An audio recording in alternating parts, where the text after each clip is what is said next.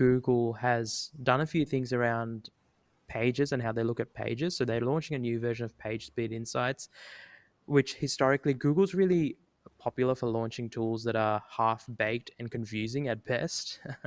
Like I mentioned a website that I purchased earlier on, and I was looking at it through Google Page Insights, and it was sort of giving me a bad score, but it wasn't really telling me how I can improve the score, for example, which is just poor experience because they're like, yeah, you're getting 17 out of a possible score of 100, and these are some general ways to sort of improve it, but there it's not immediately obvious how much of an improvement those things would lead to. Um, and I'm hoping with this new version that they've shifted from a tool that most people, even we used to say, just ignore PageSpeed Insights, just use these other tools, third-party tools, because they were better.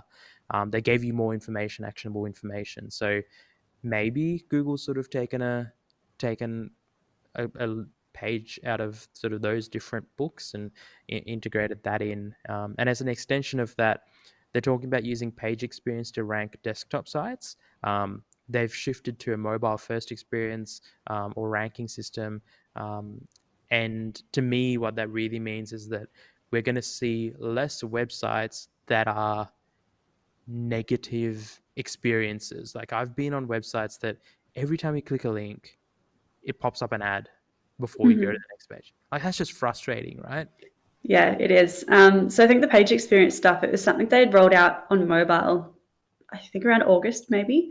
So in November or this month, they're going to be pulling it out on desktop sites.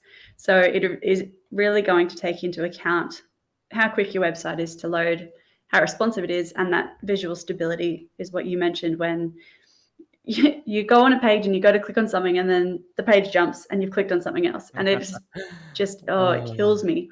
But it's really good because that means that Google will start penalizing those sites, so you're going to have a much better viewing experience on both mobile and desktop soon, because the sites that are showing up are going to be the ones that don't have those issues.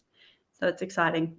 Also a good note, if you do have a website, to make sure that you don't have those issues and try to minimize that. And it tends to happen when there's like, if you've got banner ads, let's say, at the top of your website that change sizing, stuff like that, make sure you fix those.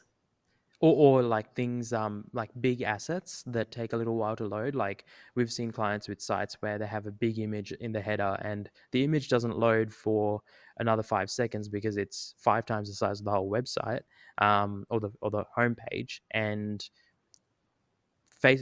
Google, sorry, is essentially saying you need to prioritize experience. So don't have big images, and if you do, use there's all sorts of different ways that we can sort of compress them and deliver them differently.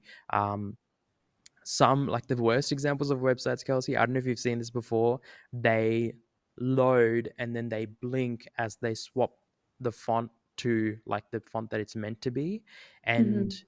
things like that. When a slow website that swaps all the fonts, so the whole page loads, then it takes about 2 seconds to swap the fonts over and it resizes again. Just avoid all that where you can. And if you're listening to this and you're not sure if your website has a bad experience, open it up in an incognito window, open it up using a different browser, and think about as well testing it with like an ad block, for example, enabled, because all those things can impact how a user sees your website. And when you're someone who's always working on your website, always loading your website, it might not seem slow because a lot of that information is cached, but a new visitor is not going to have been on your website, inherently have seen your website before. So try and see what they see. Try and see how they experience it, because that's what Google's going to be looking at. They don't care how it reacts to you or how it works for you. They care how it works for the majority of people. Um, Mm-hmm. so they're just really going down that road of making, in my opinion, making the web a better place and incentivizing nice websites rather than websites that are designed to make money.